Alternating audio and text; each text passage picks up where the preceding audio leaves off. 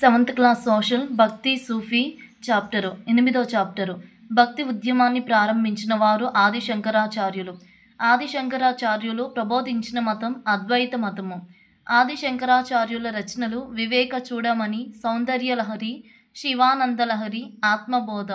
రామానుజాచార్యులు దక్షిణ భారతదేశంలో ఈ ప్రాంతంలో జన్మించారు. శ్రీ పెరంబదూర్ విశిష్ట అద్వైత మతాన్ని ప్రారంభించారు. రామానుజాచార్యులు విశిష్ట అద్వైతము. మధ్వాచార్యులు ఆది శంకరాచార్యులు అద్వైతము. ఆది శంకరాచార్యులు అద్వైతము, రామానుజాచార్యులు విశిష్ట అద్వైతము. ఈ సిద్ధాంతం ప్రకారం ప్రపంచం అనేది భ్రమ కాదు, వాస్తవం. బ్రహ్మ, ఆత్మ, వస్తువులను ప్రకృతిలో అస్తిత్వం కలదు. ద్వైతము. ఈ సిద్ధాంతం ప్రకారం ప్రపంచం అనేది భ్రమ కాదు, వాస్తవం. బ్రహ్మ, ఆత్మ, వస్తువులను ప్రకృతిలో అస్తిత్వం కలదు అని ఎవరు చెప్పారంటే ద్వైత సిద్ధాంతము. అద్వైత సిద్ధాంతము ఆది శంకరాచార్యులు. తెలుగు ప్రాంతానికి చెందిన వైష్ణవ సన్యాసి వల్లభాచార్యులు. తెలుగు ప్రాంతానికి చెందిన వైష్ణవ సన్యాసి వల్లభాచార్యులు. వీరశైవ సాంప్రదాయాన్ని ప్రబోధం చేసిన వారు బసవేశ్వరుడు. వీరశైవ సాంప్రదాయాన్ని ప్రచారం చేసిన వారు బసవేశ్వరుడు. శ్రీభాష్యం అనే పేరుతో బ్రహ్మసూత్రాలను వ్యాఖ్యానించిన వారు రామానుజాచార్యులు. రామానుజాచార్యులు విశిష్ట అద్వైత సిద్ధాంతాన్ని ప్రబోధించారు. శ్రీభాష్యం అనే పేరుతో బ్రహ్మసూత్రాలను వ్యాఖ్యానించిన వారు రామానుజాచార్యులు. కబీర్ వీరి శిష్యుడు. రామానందుడి యొక్క శిష్యుడు కబీరు. హిందూ ముస్లింల సమైక్యత కొరకు ప్రయత్నించిన మొదటి సాధువు కబీరు. హిందూ ముస్లింల సమైక్యత కొరకు ప్రయత్నించిన మొదటి సాధువు కబీరు. హరిలో అందరూ, అందరిలో హరి అనేది వీరి బోధనల సారాంశం.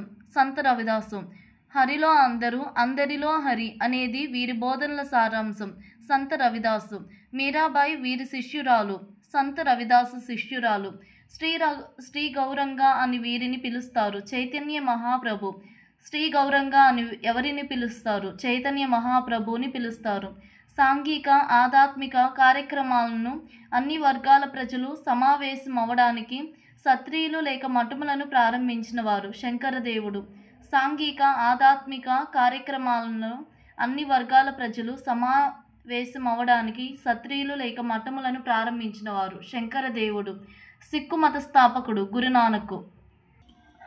భగవద్దీపిక పేరుతో భగవద్గీతకు వ్యాఖ్యానాన్ని రచించిన వారు జ్ఞానేశ్వరుడు. భగవద్దీపిక పేరుతో భగవద్గీతకు వ్యాఖ్యానాన్ని రచించిన వారు జ్ఞానేశ్వరుడు. రామాయణాన్ని తెలుగులో రాసిన కవయిత్రి మొల్లమాంబ. కవయిత్రి మొల్ల. రామాయణాన్ని తెలుగులో రాసిన కవయిత్రి మొల్ల. భగవద్దీపిక పేరుతో భగవద్గీతకు వ్యాఖ్యానాన్ని రచించిన వారు జ్ఞానేశ్వరుడు.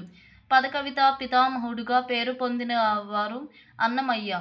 పదకవితా పితామహుడుగా పేరు పొందిన వారు అన్నమయ్య. సూఫీ అనే పదం సాఫ్ అనే ఏ భాషా పదము నుండి గ్రహించబడింది? అరబీ భాషా పదము. చిస్తీ పద్ధతి వీరి ద్వారా స్థాపించబడింది. ఖ్వాజా మొయినుద్దీన్ చిస్తీ ఈ సంవత్సరంలో భారతదేశాన్ని సందర్శించారు. 1192. ఖ్వాజా మొయినుద్దీన్ చిస్తీ వీరి దర్గా ఇక్కడ ఉంది, అజ్మీర్. సమర్థ రామదాసు స్వామి ప్రేరణతో ఏర్పడిన సామ్రాజ్యం మరాఠా సామ్రాజ్యం.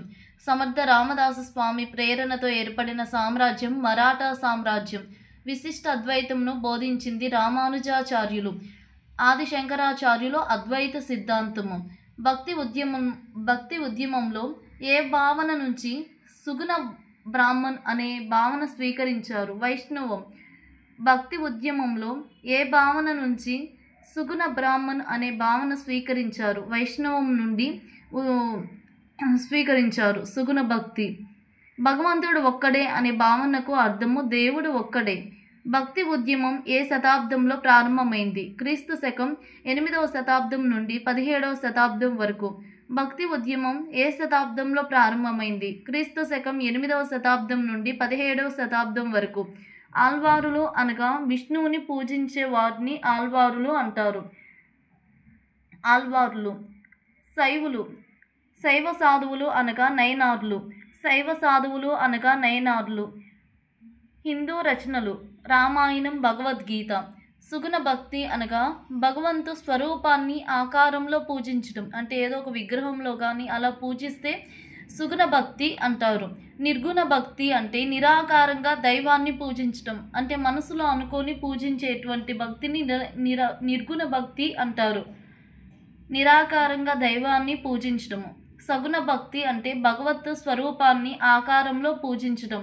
ఆల్వారులు అనగా విష్ణువుని పూజించడము. శైవ సాధువులు అనగా నయనార్లు. ద్వైత సిద్ధాంతం జీవుడు వేరు మరియు దేవుడు వేరు అని ద్వైత సిద్ధాంతం తెలుపుతుంది. విశిష్ట అద్వైతం రామానుజాచార్యులు జీవుడు దేవుడిలోని అంశ అని తెలిపినటువంటి వారు విశిష్ట అద్వైతం. అద్వైత సిద్ధాంతం ఆదిశంకరాచార్యులు జీవుడే దేవుడు అని అద్వైత సిద్ధాంతం తెలుపుతుంది. ద్వైత సిద్ధాంతం జీవుడు వేరు దేవుడు వేరు అని తెలిపేటువంటిది ద్వైత సిద్ధాంతము. విశిష్ట అద్వైతము రామానుజాచార్యులు జీవుడు దేవుడిలోని అంశ అని తెలిపినటువంటి వారు విశిష్ట అద్వైతం. అద్వైతం ఆదిశంకరాచార్యులు జీవుడే దేవుడు అని అద్వైత సిద్ధాంతం ఆదిశంకరాచార్యులు ప్రబోధించారు. మధ్వాచార్యులు 13వ శతాబ్దంలోని వాడు మధ్వాచార్యులు. ద్వైత సిద్ధాంతాన్ని బోధించినటువంటి వారు మధ్వాచార్యులు. ద్వైత సిద్ధాంతాన్ని బోధించినటువంటి వారు మధ్వాచార్యులు. ద్వైతం అనగా రెండు అని అర్థము. ద్వైత సిద్ధాంతము జీవుడు వేరు మరియు దేవుడు వేరు అని ప్రబోధించిన వారు మధ్వాచార్యులు. ద్వైత సిద్ధాంతము. ఈ ద్వైత సిద్ధాంతం ప్రకారం బ్రహ్మ మరియు ఆత్మ రెండు వేరు వేరు అనే అంశాలు మధ్వాచార్యులు తెలిపారు. వల్లభాచార్య వైష్ణవ సన్యాసి, తెలుగు ప్రాంతానికి చెందినటువంటి వారు వల్లభాచార్య. వీరి ఆలోచన విధానాన్ని శుద్ధ అద్వైతం అంటారు. వల్లభాచార్య యొక్క ఆలోచన విధానాన్ని శుద్ధ అద్వైతం అంటారు. వల్లభాచార్యుని బోధనలను పుష్టి మార్గం లేదా భగవద్దనుగ్రహ మార్గం అంటారు. వల్లభాచార్యు మన తెలుగు ప్రాంతానికి చెందినటువంటి వారు శుద్ధ అద్వైతాన్ని, వీరి యొక్క ఆలోచన విధానాన్ని శుద్ధ అద్వైతం అంటారు. వల్లభాచార్యుని బోధనలను పుష్టి మార్గం లేదా భగవద్దనుగ్రహ మార్గం అంటారు. బ్రహ్మసూత్రాలు వీరు భాష్యం రచించారు. వల్లభాచార్య బ్రహ్మసూత్రాలను భాష్యంగా రచించారు. ఈ వల్లభాచార్యుడు శ్రీకృష్ణుని అందు అపార భక్తి కలిగినటువంటి వారు వల్లభాచార్యులు. మీరాబాయి కూడా శ్రీకృష్ణుని భక్తురాలు. వల్లభాచార్యుడు కూడా శ్రీకృష్ణుని భక్తురాలు. మీరాబాయి సంత రవిదాసు శిష్యురాలు. చైతన్య మహాప్రభు. ఈ చైతన్య మహాప్రభుని శ్రీ గౌరంగా అని పిలుస్తారు. బెంగాల్కు చెందినటువంటి వారు చైతన్య మహాప్రభుని శ్రీ గౌరంగా అని పిలుస్తారు. ఈయన వైష్ణవ సాధువు. చైతన్య మహాప్రభు దేవుడు ఒక్కడే, ఆయన కృష్ణుడు లేదా హరి అని విశ్వసించారు. ప్రేమ, భక్తి, గానం, నృత్యం ద్వారా దేవుని సన్నిధి చేరుకోవచ్చు. పండరీపురం, సోమనాథ్, ద్వారకల సందర్శించి తన బోధనను ప్రబోధించేవారు. చైతన్య మహాప్రభు దేవుడు ఒక్కడే, ఆయన కృష్ణుడు లేదా హరి అని విశ్వసించారు. శంకరదేవుడు. ఈ శంకరదేవుడు అస్సాం ప్రాంత సాధువు. సాంఘిక ఆధ్యాత్మిక కార్యక్రమాలకు అన్ని వర్గాల ప్రజలు సమావేశం అవడానికి సత్రియులు లేక మఠములు నామగర్లను ప్రారంభించినటువంటి వ్యక్తి శంకరదేవుడు. సత్రియులు లేక మఠములను నామగర్లను ప్రారంభించినటువంటి వ్యక్తి శంకరదేవుడు. గిరిజనులు సహా అందరికీ వైష్ణవ మతాన్ని ప్రబోధించినటువంటి వ్యక్తి శంకరదేవుడు. ఇక్కడ ఇంపార్టెంట్ ఏంటంటే సత్రియులు లేక మఠములు నామగర్లను ప్రారంభించినటువంటి వ్యక్తి శంకరదేవుడు. గురునానక్ సిక్కు మత స్థాపకుడు. కబీర్ బోధనలను పాటించినటువంటి వ్యక్తి గురునానక్. లాహోర్ సమీపంలో తల్వండి గ్రామంలో గురునానక్ 1469లో జన్మించారు. 1469వ సంవత్సరంలో జన్మించారు గురునానక్. సత్యం, సోదరభావం, సరైన జీవన విధానం, సామాజిక విలువైన పని పట్ల గౌరవం. సిక్కు మతంలో దేవుడి పేరు వాహే గురుగా పిలుస్తారు. గురునానక్ సిక్కు మత స్థాపకుడు. కబీర్ బోధనలను పాటించినటువంటి వ్యక్తి గురునానక్. ఈ సిక్కు మత స్థాపకంలో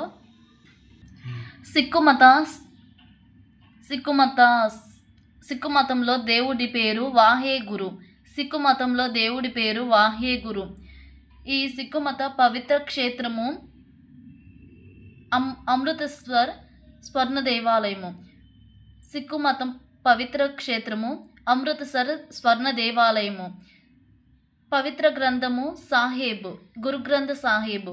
సిక్కు మత పవిత్ర గ్రంథము గురు గ్రంథ సాహేబ్. పవిత్ర క్షేత్రము అమృతసర్ స్వర్ణ దేవాలయము.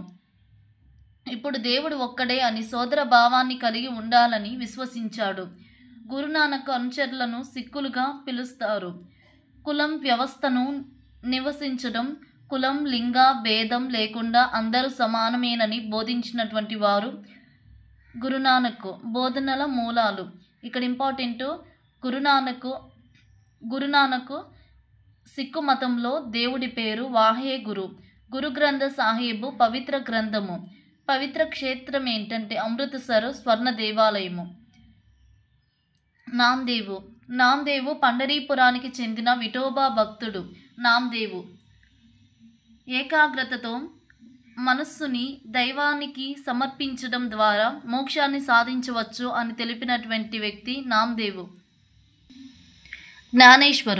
జ్ఞానేశ్వరుడు భగవద్దీపిక పేరుతో భగవద్గీతకు వ్యాఖ్యానాన్ని రాశారు. జ్ఞానేశ్వరుడు భగవద్దీపిక పేరుతో భగవద్గీతకు వ్యాఖ్యానాన్ని రాసినటువంటి వ్యక్తి జ్ఞానేశ్వరు మరాఠీ భాషలో బోధనలు చేశాడు. జ్ఞానేశ్వరుడు భగవద్దీపిక పేరుతో భగవద్గీతకు వ్యాఖ్యానాన్ని రాసినటువంటి వ్యక్తి జ్ఞానేశ్వరుడు. తెలుగు భక్తి ఉద్యమకారులు ఈమెను మొల్లమాంబ అని పిలుస్తారు. రామాయణాన్ని తెలుగులో రాసినటువంటి రామాయణాన్ని మొట్టమొదటిగా తెలుగులో రాసినటువంటి కవయిత్రి మొల్ల శ్రీకృష్ణదేవరాయలకి సమకాలికురాలు. మొల్లమాంబ శ్రీకృష్ణదేవరాయలకి సమకాలికురాలు. అన్నమయ్య తాళపాక అన్నమాచార్యులు పదకవితా పితామహులు. శ్రీ వెంకటేశ్వర స్వామిని కీర్తిస్తూ 32,000 సంకీర్తనలు రాశారు. శ్రీ వెంకటేశ్వర స్వామిని స్తుతిస్తూ 32,000 సంకీర్తనలు రాశారు. మధ్యయుగ భారతీయ సమాజంపై భక్తి ఉద్యమ ప్రభావం.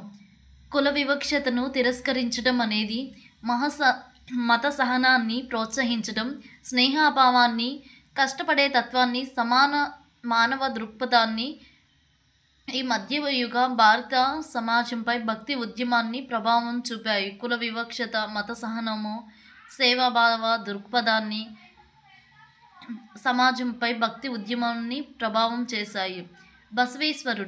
ఈ బసవేశ్వరుడు కర్ణాటక రాష్ట్రానికి చెందిన రాజనీతిజ్ఞుడు. బసవేశ్వరుడు వీరశైవ సాంప్రదాయాన్ని ప్రచారం చేసినటువంటి వ్యక్తి బసవేశ్వరుడు. వీరశైవ సాంప్రదాయాన్ని ప్రచారం చేసినటువంటి వ్యక్తి బసవేశ్వరుడు. మానవులందరూ సమానమే, కులం మతం భేదం ఉండకూడదు అని చెప్పినటువంటి వ్యక్తి.